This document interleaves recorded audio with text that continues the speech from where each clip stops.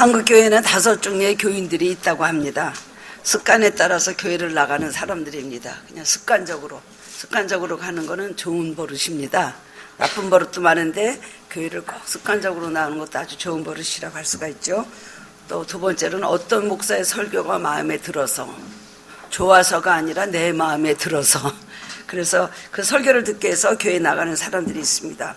또 교회 나가면 인맥도 쌓고 인간관계도 또 형성되어지고, 그 다음에 또 봉사하고 활동하는 것도 좋아서, 그래서 나오는 사람들, 사람이 좋아서 나오는 것, 그것도 좋은 점입니다.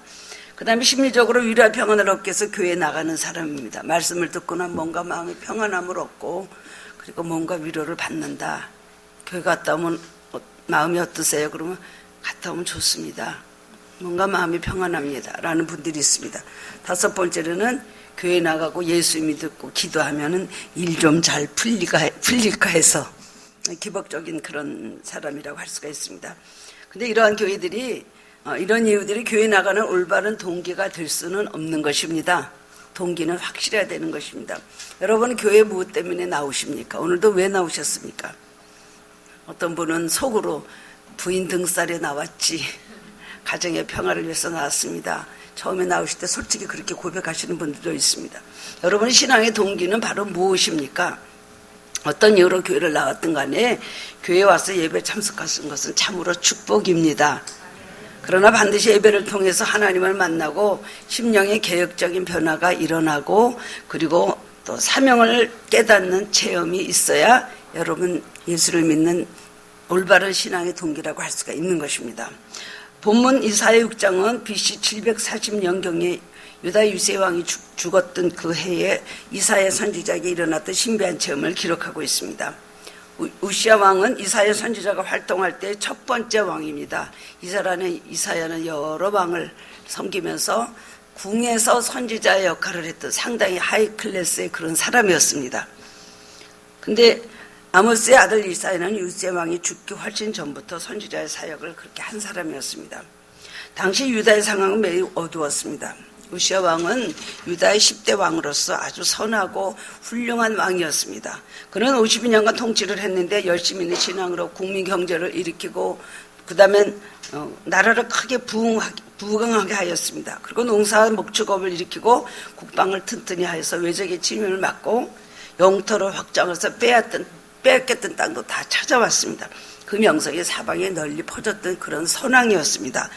그러나 하나님의 계시를 밝게 하는 스가랴 선지자가 사는 동안에는 우시야는 하나님을 구하였고, 또 그 가운데 하나님께서 그를 형통케 하셨습니다마는 나라가 부유해지고 강성해지자 그의 마음이 교만해졌습니다. 그래서 열심히 도를 넘었습니다. 어디를 향한 열심히? 하나님을 향한 열심히 도를 넘었습니다. 하나님 전에 들어가서 제사장만이 할 수 있는 제단에 분향하는 일을 자기가 직접 하다가 하나님의 뜻을 어기게 그렇게 되었습니다.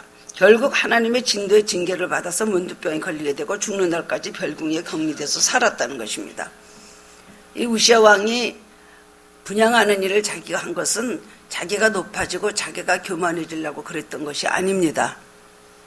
단지 열심히 도를 넘었습니다. 하나님 앞에 내가 직접 분향을 하겠다는. 왜냐하면 하나님께서 자기를 오랫동안 인정하셨죠. 자기의 신앙 따라 하나님께서 축복하셨죠. 기도를 들어주셨죠. 나라를 부강하게 하셨죠. 그러니까 하나님께서 자기에게 그런 권한을 주신 줄 알았습니다. 나쁜 마음에서 그런 게 아니라 열심히 하나님 앞에 도를 넘어서 분향하는 일을 직접 하려고 해요. 하나님께서 그걸 책망하시지 않을 줄 알았거든요. 다 하나님 나를 이렇게 사랑하시고 인정하시고 높여주셨는데 이것도 해도 될 거라고 월권을 했죠. 하나님의 그 말씀하신 그 도를 어기고 되니까 하나님 앞에 큰 불순종이 그렇게 되었습니다. 그래서 그가 역대 26장에 보면 하나님의 전에 들어가서 향단에 분향을 하려고 하는데 제사장 아사랴가 깜짝 놀랐습니다. 이것은 레위 자손 제사를 돕는 아론의 족속들이 하는 것이지 이거는 절대로 왕이 하는 게 아닙니다 라고 하면서 80명의 제사장을 데리고 그를 따라 들어가서 굽고 말렸다는 것입니다. 왕이요 그렇게 하시면 안 됩니다. 그래 제사장들만이 해야 되는 일입니다. 왕은 당장 성전에서 나가십시오. 그리고 그렇게 하다는 하나님께서 영광을 거둬가실 것입니다 라고 말을 했는데 우시야 왕은 어땠는 줄 아니까 제사장이 화를 막 냈다는 겁니다. 아니 내가 하나님 앞에 뜨거운 마음으로 열심을 가지고 분양을 하려고 하는데 왜 나와서 들어와서 떠들어? 생각을 했죠. 그래서 결국은 화를 막 내는 순간에 갑자기 이마에 문두병이 생겼다는 거예요. 그리고 급히 사람들이 문두병이 그때 나병은 저주하는 것으로 하나님의 굉장한 심판에 의해서 벌에 대한 형벌이라고 생각했습니다. 그러니까 급히 그 왕을 막 격리시키고 그 다음에는 그 왕을 멸시하게 그렇게 됐죠. 그래서 결국은 저기 떨어져서 격리돼서 별궁에서 살다가 죽었다는 것입니다. 우시아 왕은 나라를 부흥시킨 위대한 왕이었습니다. 그런데 갑자기 하나님의 심판으로 문두병에 걸려서 죽었다는 소식을 듣게 되자 이사야는 크게 절망하고 시리에 빠져서 하나님의 성전에 들어가서 엎드렸습니다. 그리고 그렇게 훌륭했던 우시아 왕을 결국 그 말로를 보면서 이 나라 백성들의 장래는 어떻게 될 것인가? 이제 하나님께서 이 왕을 이렇게 처치하셨을 때에 이 나라는 앞으로 어떻게 될 것인가? 하나님의 저주가 임하지 않을까? 이런 마음이 굉장히 불안한 마음으로 가서 근심하면서 기도를 했다는 것입니다. 아마 한쪽으로는 우시아 왕을 신뢰하고 의지하는 마음이 오랫동안 있었던 것 같습니다. 이때 환상 중에 거룩한 하나님을 보게 되었습니다. 높으신 보좌에 앉으신 영광스러운 하나님을 뵙게 됐다는 것입니다. 하나님을 만나는 순간 자신이 너무 죄악되고 부정한 죄인이라는 것을 발견하게 되었습니다. 자신의 참모습을 깨닫고 즉 입술이 부정한 사람인 자기가 만군의 여호와신 하나님을 배웠으니 이제는 망하였도다. 나는 이제 죽음을 면치 못할 것이다 라고 두려워하고 탄식하고 있을 때에 스랍 중에 하나가 나와서 제단에서 화절을 가지고 그 핀숯을 가져다가 이사야 입에 댑니다. 그 순간 그러고 그 스랍 하나가 말하기를 내 악과 죄가 사하여졌도다 라고 하면서 결국 용서하신다는 그런 말씀을 합니다. 그리고 하나님께서 이제 물으십니다. 누가 우리를 위해서 갈고? 그때 이사야는 내가 여기 있나이다 나를 보내소서라고 대답합니다. 즉 이제 내가 이제 어떻게 살겠다는 믿음의 결단을 하나님 앞에 드리는 것이고 그때 새로운 사명감을 갖게 그렇게 되었습니다. 이사야는 암담하고 절망적인 시대 속에서 두려움을 떨쳐버리고 흔들리지 않는 믿음으로 하나님의 말씀을 선포하는 선지자가 되었습니다. 이것은 바로 은혜의 과정이라고 할 수 있고 은혜의 과정 속에서 주시는 하나님의 체험입니다. 오늘도 예배를 통해서 우리는 이런 은혜 받는 과정을 통해서 하나님을 배워야 되고 그 다음에 우리에게 놀라운 체험이 있어야 되는 것입니다. 사람의 삶에서 가장 크게 위협을 느끼고 있는 것은 바로 두려움이라는 괴물입니다. 이 두려움은 수시로 우리 삶의 곳곳에서 우리를 여러 가지 조건 가운데서 위협을 하고 있습니다. 어느 사람은 안 그러겠습니까? 경중의 차이만 있다라고 봅니다. 요새 불황 또 공황장애라는 말을 많이 하죠. 나 공황장애 내가 그런 증세가 있습니다. 또 우리가 흔히 알고 있는 많은 또 연예인들 중에서 공황장애다, 누가 공황장애다, 막 이런 말을 우리가 많이 듣게 되잖아요. 그런 사람들을 보면서 여러분, 어떻게 하다 그런 병에 걸려? 절대로 그런 생각을 하지 마시기 바랍니다. 우리들 다 공황장애 증세가 있습니다. 불안과 두려움을 누구나 다 느끼게 되는 것이죠. 요는 그것이 키를 넘어서 완전히 그 삶을 파괴시키고 일어날 수 없는 그런 무기력한 존재로 만드느냐 아니면 잠깐 그러다가 일어나느냐 그런 차이가 있을 뿐이지 누구든지 다 불안과 두려움에 사로잡혀 있는 것입니다. 제가 상담하는 사람들 가운데서 60%는 가만히 듣고 보면은 왜 그러시죠? 그럼 이유 없이 불안합니다. 그냥 괜히 불안하대요. 잘 돼도 불안하대요. 그럼 잘 되는데 왜 불안하시죠? 이러다 잘 되다가 안 될 것 같아서 불안합니다. 옛날에 불안했던 경험이 있던 분들이요. 주변에 여러 가지 불안한 모든 것을 눈으로 직접 보면서 나에게도 그런 불행이 닥치지 아니할까 하는 속에서 그런 불안에 시달리게 그렇게 된다는 것입니다. 쓸데없는 불안이 사람을 괴롭힐 때가 참 많이 있습니다. 그 불안 때문에 삶의 기쁨을 얻지 못하고 생동력이 없고 괴로움과 공포를 안고 살아가는 것입니다. 다가오지도 않을 불행한 내일을 상상하면서 스스로 결박에 자기 자신을 묶어두는 경우를 얼마나 많이 봅니까? 어떤 할머니가 예전에 그런 글을 읽은 적이 있었습니다. 어떤 할머니가 며느리에게 매일 나는 너무나 오래 살았으니 빨리 저 세상에 가고 싶다. 나 빨리 죽도록 너는 어떻게 나한테 조치를 해달라. 매일 며느리한테 오래 살게 해달라는 게 빨리 죽게 해달라고 맨날 졸릅니다. 몇 년 동안 시달리다 보니까 이 며느리가 얼마나 지겹겠습니까? 명대로 사는 것이지 빨리 간다고 가지고 싶고 그 다음에 또 오래 살고 싶다고 오래 살게 되겠습니까? 그런데 이 며느리는 심성이 고운 며느리였거든요. 그러니까 이제 그 어머니에게 그럽니다. 어머니 그래요. 그럼 제가 어머니 빨리 돌아가시게끔 약을 드리면 되겠습니까? 그랬더니 그래, 그거 좋은 생각이지. 약을 좀 줘라. 그래.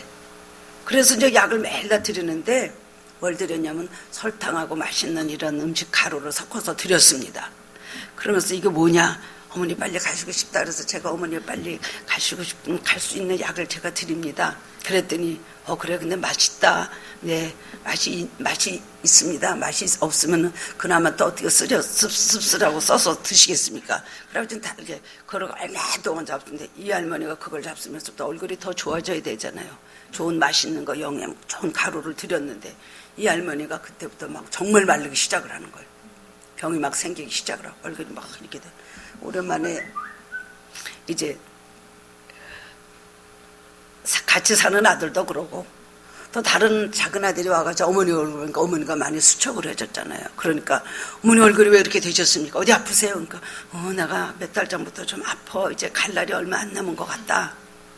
그랬더니 아니 왜 그렇게 되셨냐고 막 물어봤을 거 아니에요. 그랬더니 사실 내가 제 며느리한테 빨리 가는 약을 좀 줄 수 있냐 그래서 저 며느리가 나한테 빨리 가는 그런 약을 조금씩 주다 그래서 내가 그거 먹다 보니까 효과가 있어서 그때부터 내가 이렇게 막 몸이 안 좋아지기 시작을 하더라고요. 그래 얼마나 놀라고 그 며느리를 막 난리가 났을 거 아니에요. 어머니가 그런 약을 달라 그러셨다고 그 약을 드리는 그런 며느리가 어디 있냐 막 그랬더니 나중에 그 며느리가 그걸 들고 왔습니다. 제가 어머니에게 드렸다는 건 몸에 더 좋은 약을 드린 겁니다. 그 정신적으로 말이죠. 그 약을 먹으면 아프고 빨리 간다고 하니까 이 할머니는 서서 이제 죽어가는 것입니다. 사람의 마음과 심리라는 게 이렇게 사람의 삶을 좌우한다는 것을 나타내는 말입니다. 영국에 유명한 테니스 선수가 있었다고 합니다. 제가 근데 그 이름을 잊어버렸어요. 아주 유명한 테니스 선수였어요. 근데 그 테니스 선수가 그 어머니가 이가 앉아서 치과를 계속 다니셨습니다. 근데 43살 되는 어머니가 43살 되는 해에 치과에 갔다가 치료를 하다가 심장마비로 세상을 떠났습니다. 그러니까 이 테니스 선수의 머릿속에는 치과에 가면 죽는다. 치과에 가서 이 치료하다가 잘못하면 죽는 수가 있다. 이런 생각이 늘 강박한 마음으로 가지고 있었습니다. 이 사람이라고 별 수가 있습니까? 치과 갈 일이 생겼습니다. 병원을 못 가는 거예요. 가긴 가야 되는데 치과 갔다가 그 의자에서 내가 죽으면 어떡하는가 이 생각을 하고 안 가고 돈이 많고 그런 사람이니까 집에다 의사를 불러다 놓고 치료를 받았습니다. 그래서 가끔 의사가 와서 집에 와서 이제 이를 뭐 이렇게 치료하고 그랬다고 합니다. 그러다가 이 사람이 43살이 되었습니다. 다루는 또 이를 치료할 일이 있어갖고 의사를 오라 그랬습니다. 43살 됐는데 자기 집에 갖다 놓고 거기서 의자에 앉아서 치료를 받다가 43살에 우리 엄마가 치과 의자에서 돌아가셨다는 그 생각에 자기도 마음이 늘 불안하다가 43살에 치과 치료를 자기 집에서 하다가 죽었다는 것입니다. 사람이란 거는 불안과 이런 공포가 있으면 정말 자기가 믿는 그 내용대로 가는 것입니다. 그러나 예수님께서 하신 말씀이 너 믿은 대로 될지어다. 안 된다 하면 안 됩니다. 된다 하면 됩니다. 나는 망할 거야. 나는 안 될 거야. 뭐 뻔해. 앞으로 삶이 뻔하다. 그런 말 절대로 생각으로도 하지 말아야 되는 것입니다. 불안과 두려움은 누구에게나 찾아오는 것인데 불안과 두려움은 어떻게 해야 될까요? 극복해야 되는 것입니다. 불안과 두려움을 매일 안고 매일 불안하고 매일 두렵고 자다가도 벌떡 일어나고 나쁜 일이 오면 어떡하지? 마귀는 우리에게 계속해서 그러면서 너는 안 된다, 너는 망한다, 너는 실패한다. 우리에게 자꾸만 불안과 두려움을 갖다 줍니다. 우리는 불안과 공포의 희생물이 되어서는 안 되는 것입니다. 불안과 공포를 극복할 수 있는 정신력과 영적인 힘, 그거 있으면 불안과 공포를 극복할 수 있는 성공적인 삶을 살아갈 수가 있는 것입니다. 오늘 여러분이 가지고 있는 불안과 두려움은 무엇입니까? 오늘 본문의 말씀을 통해 깨달음으로 함께 두려움을 이기는 믿음을 가지는 그런 시간이 되기를 원합니다. 우리가 두려움을 이기기 위해서 어떻게 해야 될까요? 첫 번째는 예수 그리스도를 만나야 되는 것입니다. 불안과 공포는 삶을 내적으로 들여다보게 하는 기회가 될 수 있습니다. 유명한 신학자인 폴 틸리트라는 사람은 이렇게 말했습니다. 불안의 요소가 세 가지가 있는데 첫 번째는 죽음과 자기 운명에 대한 불안. 이건 누구나 갖고 있죠. 내가 죽으면 어떡하지? 죽음에 대한 두려움은 굉장한 것입니다. 그렇기 때문에 우리가 믿음을 가지고 우리가 내세를 바라보지 않으면 죽음이라는 게 얼마나 두렵습니까? 많은 사람들이 마지막 죽는 순간에 막 엄청나게 두려움을 호소하면서 세상을 떠나는 그런 불신자들이 많이 있는 것입니다. 자기 운명에 대한 불안, 내 미래는 어떻게 될 것인가, 그에 대한 불안이 있죠. 왜냐하면 인간은 1초 후의 일도 알 수가 없는 그런 존재이기 때문에 자기 앞일에 대해서 행복이 올지 불행이 올지 알지 못하는 것입니다. 두 번째로는 공허함과 무의미에 대한 불안입니다. 나는 뭔가 좀 있는 것 같고 많은 것을 소유한 것 같은데 세상은 속이 턱 비었고 내 삶은 아무것도 없다. 내 삶은 아무 의미가 없다. 특히 나이를 먹어가면서 이제 점점 늙어가면 그런 생각이 드는 것입니다. 내가 그렇게 노력했는데 그래 지난날의 성취는 나에게 무슨 의미가 있는가? 지난날에 갖고 있던 내 노력은 무슨 의미가 있는가? 그러면서 자꾸 공허하게 되면서 무의미함에 대한 불안이 생기는 것입니다. 세 번째는 죄책감에 대한 불안입니다. 죄를 우리가 용서받지 못하면 죄책감에 대한 불안이 굉장히 있죠. 이런 걸 잘못했고 저런 걸 잘못했고 나는 실패했고 이런 것으로 인해 오늘 내가 이런 고통을 당한다는 것 때문에 맨날 마음이 불안하고 두려운 것입니다. 그리고 너는 그 죄 속에서 안 될 것이다. 너는 그 죄의식 때문에 그 마음에 갖고 있는 죄의식 때문에 될 일도 안 되는 것입니다. 자꾸 마귀는 우리에게 와서 참수합니다. 너는 이런 죄를 졌잖아. 너는 하나님 앞에 이렇게 많은 잘못을 범했잖아. 너가 축복받을 존재가 되느냐. 그러면서 죽음의 구렁텅이를 몰아넣는 것입니다. 많은 사람들이 무엇 때문인지 모르지만 뚜렷한 원인도 없이 그냥 끊임없이 불안해합니다. 돈도 있고 지위도 있는데 기본적으로 무엇이 쫓기듯이 불안해하는 사람도 있습니다. 왜냐하면 예수 그리스도가 내 안에 계시지 않기 때문입니다. 내가 아무리 힘든 환경에 있고 절망스러운 내가 현실에 처해 있다 할지라도 주님이 내 안에 계시면 나는 절대로 불안하지 않은 것입니다. 우리가 이 그리스도 안에 있는 삶을 살지 못하기 때문에 우리는 두려워하고 불안에 떠는 것입니다. 그리스도의 말씀 안에 있는 삶을 살면 우리는 불안하거나 절대로 두렵지 않을 수 있습니다. 환경에 상관없는 온전한 자유함, 평안함인 것입니다. 심리학적으로 다른 사람보다 불안을 잘 느끼는 사람은 자기중심적인 사람인 경우가 많다고 합니다. 내 생각만 하게 되고 나의 처현실만 생각하게 되고 나 중심으로 살다 보니까 다른 사람보다 너무 자기 자신에게 치중해 있으면 누구보다 더 불안해한다는 것입니다.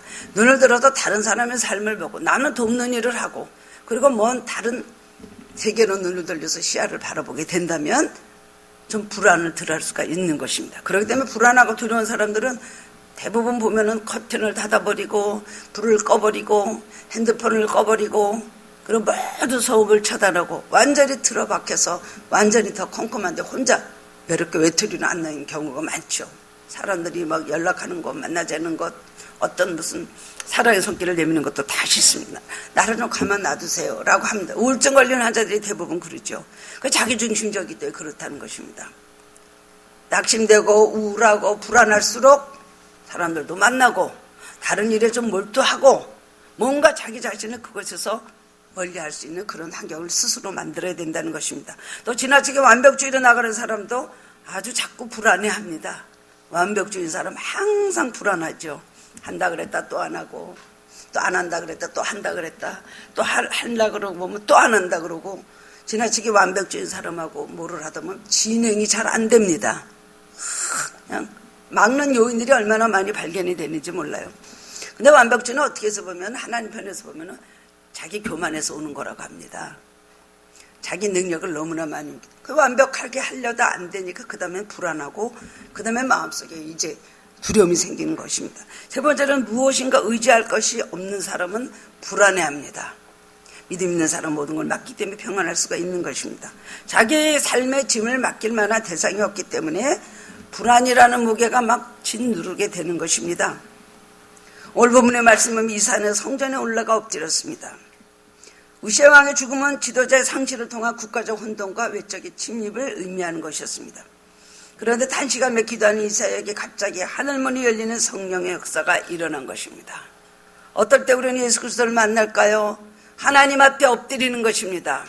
문제가 있으면 하나님 앞에 엎드려 기도하는 것입니다. 문제가 있을 때마다 하나님 앞에 여러분 무릎 꿇고 기도해 보시면 주님이 찾아오십니다.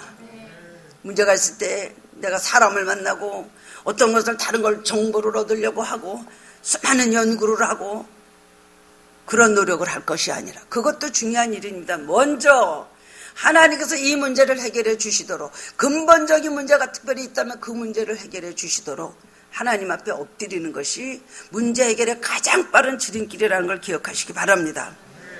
하나님 앞에 엎드렸습니다. 이 나라의 민족의 장래가 어떻게 될 것인가?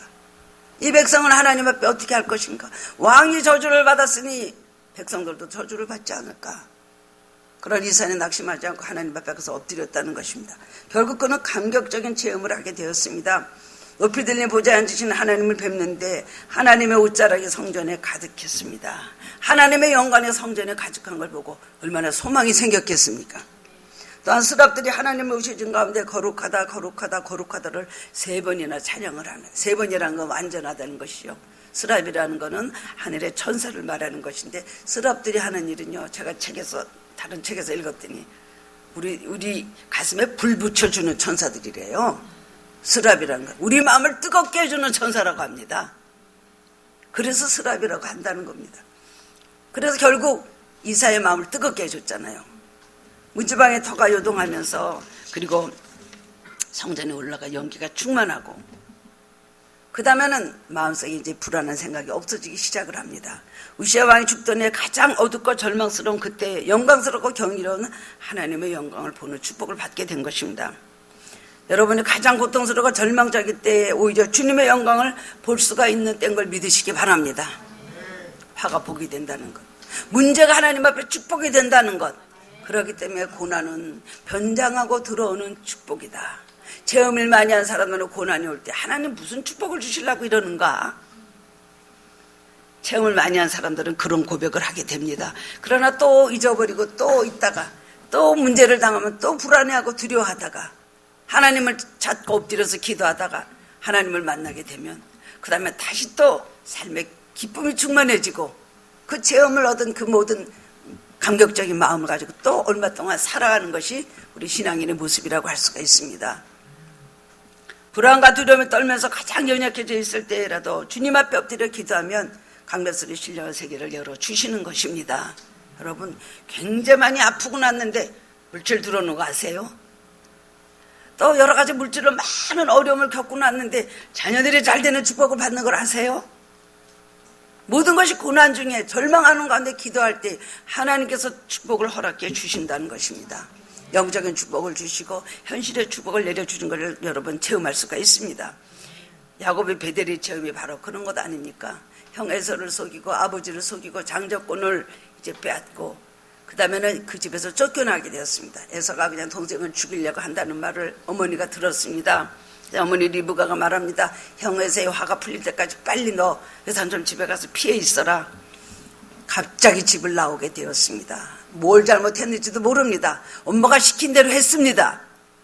그래 나와가지고 촬영 없이 가고 있다가 베델이란 곳에서 돌베개 베고서는 밤에 처량한 마음에 혼자 누워서 잠을 자고 있는데 가장 그 야곱의 인생 중에 그때까지는 가장 처량하고 쓸쓸하고 고독하고 정말 암담했던 그 시간이 바로 베델의 밤이었을 것입니다. 그때 꿈에 잠을 자다가 꿈을 꿨습니다. 꿈에 하나님께서는 사덕다리가 놓이고 천사들이 우르락내리락 하면 그 높은 곳에 하나님이 서 계시면서 하나님 말씀하시는 꿈을 그렇게 꾸게 된 것입니다. 여러분, 우리가 문제가 있을 때 그런 문제로 여러분 낙인 찍지 마시기 바랍니다. 이거는 끝난 문제다 생각하지 마시기 바랍니다. 항상 말씀드리지만은 하나님 앞에는 끝이 없습니다. 우리 인간은 우리는 죽음도 끝이 아닙니다. 우리는 삶의 모든 것이 하나님을 주관하시는 영원하신 하나님, 우리를 창조하신 하나님, 명철이 없으시고 무궁한 힘을 가지신 그 능력이 하나님 우리 아버지신데 우리 삶에 끝이 있겠습니까? 우리는 끝이 없는 것입니다. 문제를 당할 때 하나님 앞에 엎드려서 기도하면 주님을 만나게 됩니다. 어려운 가운데 절망 가운데 더 간절하게 하나님을 찾을 때 하나님께서 와서 만나 주시는 것입니다. 두 번째로는 불안과 두려움을 이기는 방법, 회개입니다. 이스라엘은 회개의 체험을 하였습니다. 본문 5절의 말씀을 보면 그때 내가 말하되 화로다 나여 망하게 되었도다. 입술이 부정한 사람이여 나는 입술이 부정한 백성 중에 거주하면서 만군의 여호와신 왕을 배웠음이로다 하였더라 합니다. 하나님을 만난 사람의 특징은 무엇인 줄 압니까? 자신의 죄인임을 깨닫는 것입니다. 왜 우리가 맨날 오랫동안 예수를 믿고 하나님의 성전의 뜰을 밟고 왔다 갔다 하고 말씀을 많이 읽고 기도한다고 엎드려 있으면서도 왜 마음에 늘 불안하고, 그리고 우리가 내가 죄인이라는 걸 왜 깨닫지 못합니까? 주님을 만나지 못했기 때문인 것입니다. 베드로도 예수님을 만나게 되었을 때 그는 무릎을 꿇었습니다. 주여, 나는 죄인이로소이다. 나를 떠나소서, 그렇게 고백을 하였습니다. 게네사렛 호숫가에서 밤새도록 한마디도 잡지 못했던 베드로가 예수님께서 오셔서 깊은 곳에 가서 그물을 내려 고기를 잡으라고 말씀을 하셨습니다. 한 마리도 잡지 못한 베드로를 하시고 그렇게 물으셨는데, 그 말씀에 순종하여서 깊은 곳에 그물을 내렸을 때 그물이 찢어지도록 고기를 잡았죠. 2배 채우게 되었습니다. 친구들에게 막 손짓해서 빨리 도와달라고 할 정도로 엄청난 고기가 잡혔습니다. 그때 베드로는 고기 잡게 해주셔서 감사합니다, 아유 오늘 대박 터졌습니다 라고 하지 않았죠. 뭘 느꼈습니까? 주님의 그 영광과 권능 앞에서 그 자리에서 무릎을 꿇었다는 것입니다. 우리가 진정으로 주님을 만나고 주님이 어떤 분인가를 우리가 깨닫게 되면은 우리는 주님 앞에 내가 얼마나 죄인이라는 걸 깨닫게 될 수밖에 없는 것입니다. 이사야는 하나님을 뵙고 난 후 자신을 보았고 자신이 부정한 자임을 알고 회개하였습니다. 이사야는 자신의 입술이 부정하며 또 나는 이 모든 백성들, 입이 부정한, 입술이 부정한 백성들 속에서 내가 거주하는 나다. 자기 자신의 죄를 고백하고 자기 백성들의 죄도 자기가 안고 똑같이 자기가 일치된 모든 죄를 하나님 앞에 다 아뢰면서 고백을 하고 회백을 하는 걸 볼 수가 있습니다. 그의 영광의 하나님을 뵙고 감격과 충격을 받는 순간 자신의 죄악과 자신의 입술의 부정함을 깨달았다는 것입니다. 이사야의 삶의 전환점은 어디서 이루어진 것입니까? 바로 이 회개에서 이루어진 것입니다. 우리가 삶의 신앙의 전환점을 갖고 오고 싶죠. 우리 삶의 변화를 갖고 오고 싶죠. 뭔가 내가 새로운 삶을 살고 싶죠. 그것은 바로 회개에서 이루어진다는 사실을 기억하시기 바랍니다. 그는 그의 절망과 두려움이 사라지면서 소망과 평안의 빛을 보기 시작을 합니다. 회개가 없는 신앙은 하나님을 만나지 못한 신앙이기 때문에 그렇습니다. 사람이 살면서 가장 죄를 맞는 기간이 어디입니까? 바로 입술인 것입니다. 이 세상에서 칼로 죽은 사람의 숫자보다 입 때문에 죽은 사람의 숫자가 더 많다고 합니다. 이것은 속담인데요, 맞는 이야기죠. 그렇습니다. 칼보다 더 무서운 것이 입술의 칼이죠. 하나님 앞에 섰을 때 이사야는 자신의 입술이 부정함을 깨달았고 입술이 부정한 백성 중에 있다고 다른 사람의 죄까지 같이 회개를 했다는 것입니다. 우리도 이런 마음을 가져야 되는 것입니다. 내 죄를 회개하고 민족의 죄를 같이 회개하고 끌어안고 회개하는 그런 중보기도자의 삶을 사는 것이 바로 사명자라고 할 수가 있습니다. 우리도 우리 죄와 타인의 모든 죄 연대적인 책임감을 가져야 되는 것입니다. 나는 옳은데 남이 틀렸다. 우리는 그렇게 할 때가 얼마나 많이 있습니까? 내 가족 중에도 나는 옳은데 내 나머지 가족들이 틀렸다.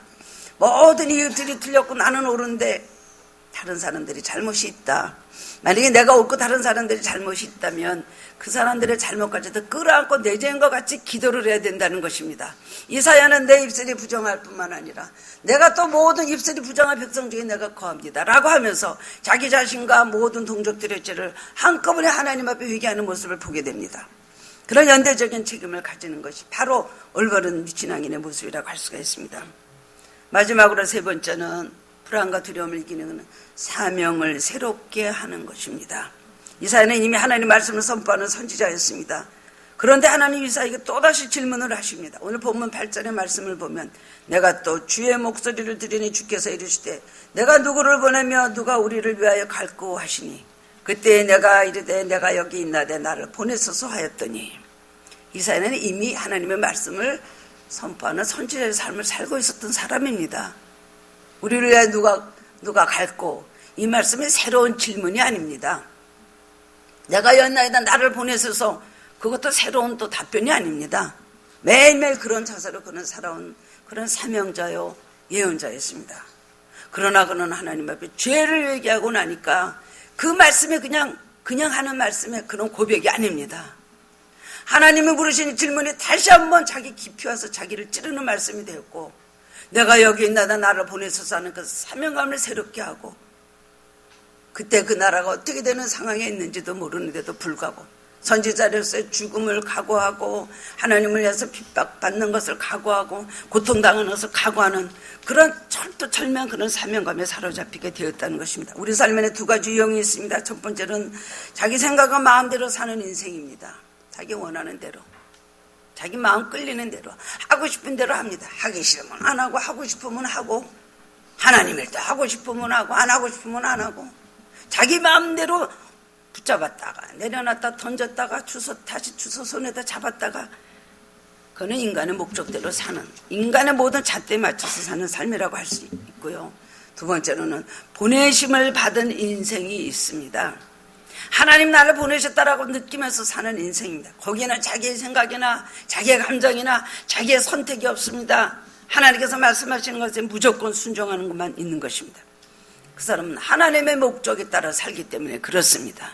내 목적이 아니라 하나님의 목적에 따라 살기 때문에 모든 것을 하나님 앞에 맞추고 죽이고 꺾이고 부서지고 없어지는 것조차도 그것도 자기에게는 별 관심의 대상이 되지 않는 것입니다. 하나님의 목적이 그러하다면 나는 순종하는 수밖에 없지 않은 그 순종의 바로 그런 모습, 보내심을 받은 인생이다 여러분 생각하시기 바랍니다. 그리고 목적이 이끄는 삶이라는 책을 수년 전에 많이 읽었습니다. 그렇습니다. 우연히 태어난 것도 아니고 부모들의 원함에 따라 태어난 것도 아니고 저 어떻게 하다 태어난 인생이 아니다. 우리는 하나님의 목적이 있어서 우리를 세상에 보내셨다고 말씀을 하고 있습니다. 사명은 하나님 우리를 부르시는 음성을 듣는 것입니다. 주님을 만나는 것은 아까 이사야 같이 눈을 열려서 주님을 뵙습니다. 사명은 하나님의 음성을 듣는 것입니다. 부르시는 음성을 듣는 것입니다. 하나님은 우리가 회개하기를 원하시며 회개한 자에게 사명을 주십니다. 그리고 우리는 그 하나님의 질문과 부르심에 내가 여기 있나이다 나를 보내소서라는 대답을 해야 되는 것입니다. 우리를 위하여 누가 갈고 여기서 나라고 않고 하나님은 우리라 그랬죠. 삼위일체 하나님을 말씀하고 계시는 겁니다. 불안해하고 절망하던 이사야는 이제 하나님을 만나고 완전히 영적으로 회복이 되었습니다. 회개를 하고 나니까 마음이 기쁨이 생기고 사명을 다시 찾게 되니까 그 다음에는 회복으로, 그 다음에는 사명감에 불타는 사람으로 바뀌게 되었습니다. 그때부터 본격적으로 용기를 가지고 담대하게 왕과 백성들에게 하나님의 말씀을 선포하는 능력 있는 대예언자가 된 것을 우리는 성경을 통해서 알 수가 있습니다. 지금 이사야는 불안과 두려움으로 떨고 있습니다. 우리들도 물론 그렇습니다. 지금 국가 안보도 그렇고 정치, 경제, 문화 모두 앞길이 안 보입니다. 길이 어디 있는지 해결점이 보이지 않습니다. 공무원들도 군인들도 기업인들도 직장인들도 하다못해 영세 장사하시는 분들까지 모두 힘들다고 하면서 탄식을 합니다. 우리는 하나님께 이 나라를 위해서 탄식하며 대신 죄를 회개하며 중보기도를 해야 될 때가 왔다고 생각을 합니다. 이 어려운 시기에 성전에 올라가서 하나님 앞에 엎드렸던 이사야와 같이 기도함으로 우리도 주님을 만나고 회개하고 다시 사명감으로 다시 충만해져야 될 것입니다. 이것이 하나님의 뜻이요 하나님의 목적이 이끄는 삶을 우리가 살아가는 사람들의 모습이라고 할 수가 있습니다. 그럴 때 우리는 두려움이 사라지고 험악한 현실을 뒤엎을 수 있는 소망과 담대함을 얻을 수가 있는 것입니다. 가장 중요한 것은 우리 마음의 문제입니다. 무릇 내 마음을 지키라 생명의 근원이 이에서 남이니라 말씀하고 있습니다. 주여 내가 여기 있나다 나를 보내소서. 모두 다 이런 믿음으로 외치시며 승리하시는 하늘교회 성도님들이 되시기를 주님의 이름으로 축원합니다. 사랑의 주님 은혜를 감사합니다. 하나님 오늘 이사야의 회개와 또 이사야가 하나님을 만나는 그런 놀라운 축복과 그리고 이사야가 다시 사명감으로 회복이 되는 말씀을 통하여 우리들이 다시 한번 깨닫게 해주시니 감사를 드립니다. 주님 우리들도 지금 모두 불안하고 또 한편으로는 공포스러운 마음이 있습니다. 이 사회가 지금 모두 다 불안과 두려움에 떨고 있습니다. 이 모든 되어지는 이 모든 현상들이 얼마나 우리의 마음을 두렵게 하며 우리를 하나님 근심하게 하는지 모릅니다. 하나님 지금 이 시대에 우리가 하나님 바라볼 것은 하나님밖에 없습니다. 지금이야말로 주님 앞에 엎드릴 때가 되었는 줄 압니다. 주님 오늘도 하나님 앞에 엎드려서 문제를 해결하실 분은 하나님이시라는 생각을 하고 하나님 앞에 문제를 가지고 나아갈 수 있게 하여 주시기를 원합니다. 우리들이 기도할 때 우리를 만나 주시옵소서. 영광스러운 주님, 위험에 가득 차신 주님의 모습을 뵐 수 있는 은혜와 축복을 저희들에게 주시기를 원합니다. 특별히 하나님 앞에 축복받은 인생들이 되기를 원합니다. 이사야와 같이 하나님을 뵙는 놀라운 축복들이 모든 성도님들에게 있기를 원합니다. 그리고 하나님을 뵈는 순간에 우리들이 죄인임을 고백하고 우리 마음이 하나님의 전율을 느끼며 하나님 앞에 주여 두려워 떨며 주님 앞에 죄를 깨닫고 회개하고 그리고 하나님 사명을 주시는 하나님을 또한 만날 수 있도록 축복하여 주시기를 원합니다. 이것이 바로 우리의 은혜 받는 과정이요 우리가 체험을 가지는 축복인 줄 분명히 믿습니다. 하나님, 우리가 정말 그런 은혜가 필요한 때 지금 살아가고 있습니다. 특별히 저희들을 붙잡아 주시옵소서. 약할 그때 강함이라고 말씀하셨사오니 우리가 마음이 약해져 있을 때 우리 모든 환경이 여러 가지로 하는 연약할 때에 더욱더 우리에게 강함을 주시고 인간적인 강함이 아니라 주 안에서 강해지는 삶을 살게 하시고 그런 체험을 하게 하여 주옵소서. 우리의 믿음이 더욱더 환경 때문에 연약해지지 않게 하여 주시옵소서. 세상 때문에 더욱더 주님을 찾는 일에 게을리하지 않게 주시옵시고 이 모든 불안의 늪에서 빠져나와서 살아계신 하나님을 배웠고 하나님 승리하는 삶을 살도록 도와주시옵소서. 감사드리옵고 예수님 이름으로 기도드리옵나이다. 아멘.